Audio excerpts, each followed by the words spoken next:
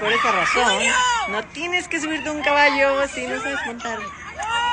Si no sabes montar, si aparte estás en la calle, Dios mío, yo no sé de quién fue la culpa, si del güey que no sabía montar o del güey que le prestó el caballo, porque aparte puedes lastimar el caballo. Imagínate que choca contra un carro o algo así, o se resbala, ellos se pueden abrir así muy fácil como